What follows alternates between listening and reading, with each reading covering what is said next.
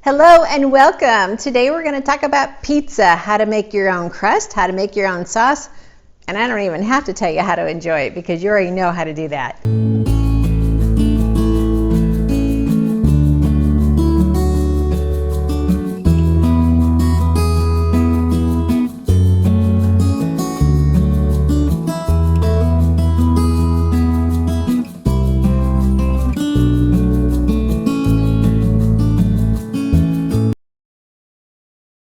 Hi, I'm Annette Reeder from thebiblicalnutritionist.com, and today I can't believe I haven't had this video before because pizza is what I've been making every Friday night almost since I got married. Yes, it's just the go-to.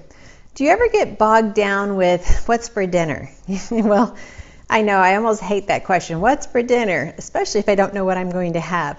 And so Friday night is just a given. It's pizza night. Saturday lunch is always salmon patties. So that's 2 meals out of the week that are always a given.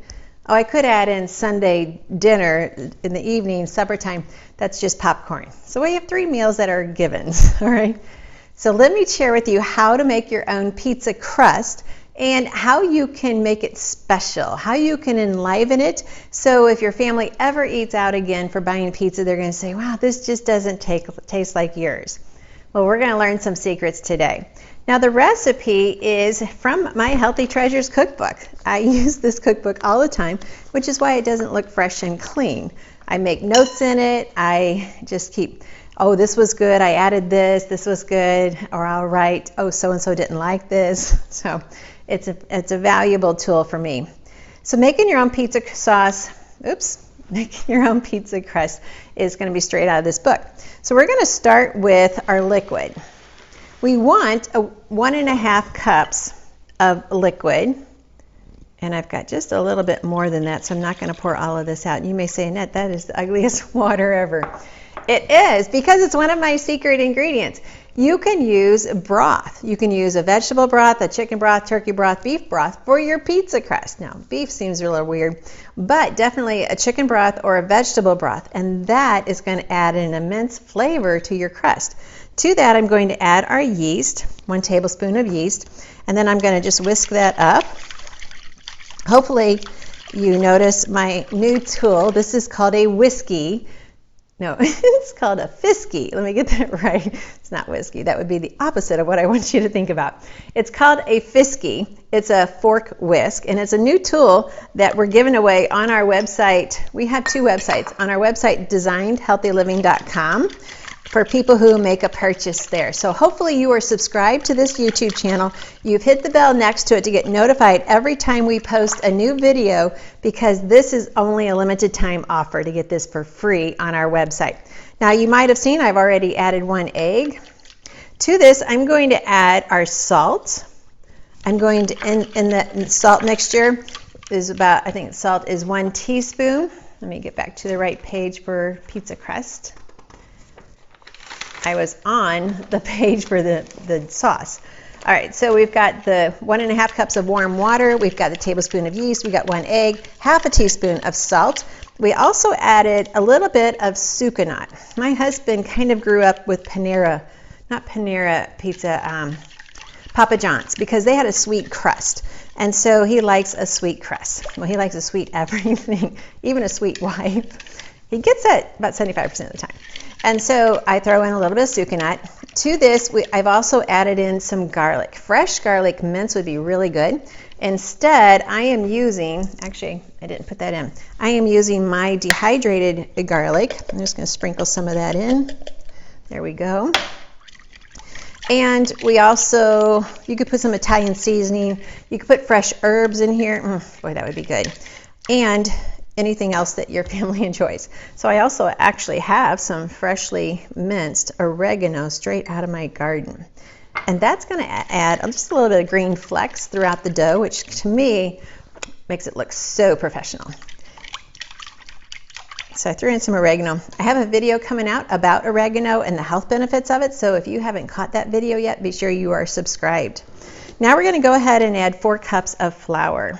I have it measured out, but I'm not going to put it all in because sometimes, depending on my liquid measurements, they may vary. So I may need a little bit more flour or a little bit less. I am really enjoying this Fisky. It is really stirring fast. I think I have found my new favorite tool in the kitchen. Make sure you check out designedhealthyliving.com. That is where all of it's where our store is, basically, for all of the stuff that we share here on the show. Okay. Now, when you use a broth for your sauce, make sure if it is homemade broth, which I hope it is, none of that store-bought stuff. When you do, make sure you heat it up to boiling before you use it. You're going to need to let it cool just a little bit before you add it to the bread. But because it is homemade, you want to make sure there's no bacteria that has grown in it since you processed it. All right, so I'm going to move this onto my counter so I can start kneading it. As I said, this is our Friday night meal, and it's what my family looks forward to, especially my husband, because he knows he can count on it. He doesn't have to say, "What's for dinner?" and then wonder anxiously what I'm going to say. Sometimes I say, "Oh, we're having a heart-healthy meal," to which he usually says, That means we're having fish. All right, so I'm going to go ahead and knead this. I could easily put this in my Bosch mixer and just let it mix it and knead it really quick, and there's great times for that. But sometimes I just need a little pressing and pushing and pounding, and you know what I'm saying. If you've watched my challah bread video, you can understand a little bit more too about kneading bread and how to pray for others while you're doing that. Okay, so this is starting to come together. I just want a nice soft dough. I'm going to dip my fingers a little bit in some more flour. There we go. There we go. All right. Then I have two things for you. If sometimes I'm just in a hurry. I just need dinner on the table quick as possible, so I don't always let this rise. But if you do let it rise, you have a lighter, fluffier piece of bread. So if you're in a hurry, just flatten it out, make your pizza, pop it in the oven, and go. But since we have a little bit of time today, I'm going to let this rise a little bit, put it back in this bowl, and I'm just going to cover it with a towel. And I don't have a lot of time, so if you have plenty of time, make this in the morning, let it rise, throughout the morning, and then you can shape it and make your pizza, and then you could bake it in the evening when you're ready for dinner. That's if you have a great day to plan that out. I'm just going to let this rise about 10-15 minutes, let all those ingredients start to work, and then we'll shape our pizza. While our pizza dough is rising and getting all of those flavors connected really well, we're going to go ahead and make our pizza sauce. This is another recipe that I've been making since pretty much when I got married. Yes, you can definitely just use some organic marinara sauce and make your pizza fast, but sometimes you may not have the sauce. That's what I want you to get out of today's videos. These are ingredients you should always have on hand, so you can always throw together a pizza.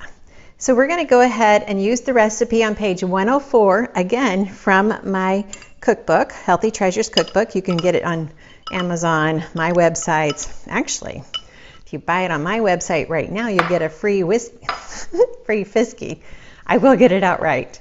So we're going to add tomato sauce with tomato paste. Now I will buy tomato sauce and tomato paste in the non-BPA lining cans by the case, and that way I always have it on hand. I can always make a dish no matter what's going on in life. They're just staples in my pantry. Let me blend these up real well. To this, the flavoring is up to you. Now I'm going to be making some other videos in the near future where we can add the cauliflower to the crust and some other surprises to the crust and to the sauce. And if you watched my barbecue sauce recipe, okay, you need to catch that recipe because I showed you so many things that you could add to your barbecue sauce to truly up the nutritional value. Well, you could do the same thing with your pizza sauce. So I could add dehydrated vegetables, dehydrated fruits. I could add some fiber, some seed fiber to this. No limit until your family says that's enough, okay? Now, I'm going to go ahead and add my seasonings, which is going to include just a little bit of sucanat, some salt, and some of my dried oregano. Mix that up really well. And I'm just going to do a spritz of pepper. My family is not a pepper fan, so they think, yet they get pepper in almost all their foods. Once again, I'm going to add some of my dehydrated garlic that I grew in my garden and then dehydrated. All right, we have a great sauce. Now this is perfectly fine as is. The recipe does call for a little bit of olive oil. So if you want to add some, it's just going to kind of add a little bit of just creaminess to the sauce. But if you think, I don't need any extra fat in my diet, then leave it out. And there's nothing wrong with that as well. Okay, we have a delicious sauce ready to go. Much less expensive than if I'd have bought the jar. So yeah, these ingredients I always have on hand.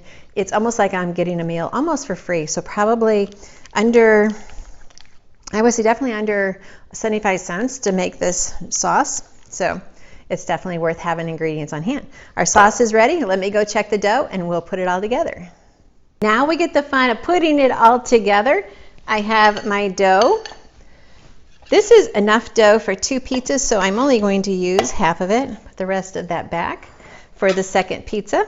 I have enough dough for 2 pizzas, so I have half of it here. I'm going to roll this out. I've put a little bit of oil on my pan to make it so it doesn't stick. Now, I will tell you, I'm using a stainless steel pizza pan today. My favorite pan is the stoneware.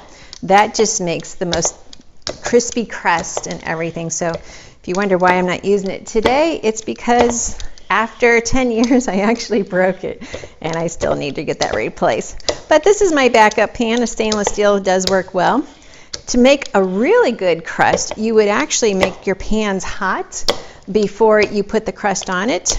In that case, I would roll out my crust and then I would, so that I don't have to roll it out on a hot surface, and then I would take it off and let my pan warm up in the oven about 5-7 minutes, so it's nice and hot, and that makes an even more delicious crust. So if you don't have one of these rolling pins, you need to get one. I use this all the time. I use my dough scraper all the time, especially just now as I divided up the dough. Okay, so let's go ahead and put our sauce on.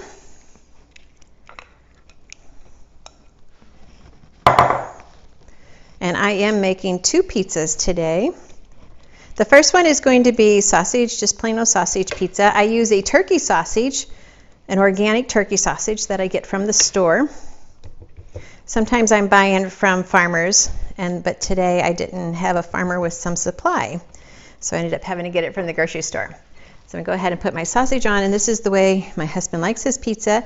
And since he is the one who gets to eat the benefit of these videos, I have to make sure it's something he's going to like. When I make some of my videos, yeah, that's definitely not a food he will eat. So I know I'm going to be giving it away if it's too much for me to eat in a short amount of time. Top it off with some of my favorite cheeses. Always, when you shred the cheese yourself, you're saving yourself a lot of additives, because whenever you buy shredded cheese, pre-shredded, you're going to have a lot of additives to prevent it from caking. Okay, we have our pizza. It is ready to go in the oven, and we're going to bake it at about let's see what our recipe says. We're going to bake it at 350 for about 20 minutes, and it's going to be delicious. So let's see how it turns out. Oh, if you could smell my kitchen right now, you would want to dive right into this pizza. Yum, it's delicious. I can guarantee it because I've been making it for 20 years. Definitely, I don't want my family to ever want to call out and order pizza. I want them to say, hey, let's make some pizza. Grab your family, grab your friends, just have a fun pizza making experience. We don't need to pay for expensive entertainment when we can just play in the kitchen. Don't forget to grab my Healthy Treasures cookbook. You can get it on all of the outsources that are out there. And don't forget our giveaway. We only have 50 of these to give away. So go to designedhealthyliving.com. Check out the shop button there. Everything is discounted so that you can take advantage of this special offer. Don't forget my special tools, my rolling pin, and my dough scraper. It is always my joy to share with you God's recipe for excellent health. And when I know what ingredients are in my pizza, I know what I'm feeding my family. And there's no lab experiments included. So I hope you've enjoyed this. Be sure to hit the subscribe button and the bell next to it. We have a lot to teach you. And when you comment down below I am the one who sees those comments and replies to you. So let's start a conversation. Tell me, what's your favorite topping on your pizza? I'm Annette Reeder, the Biblical Nutritionist. Thanks for watching.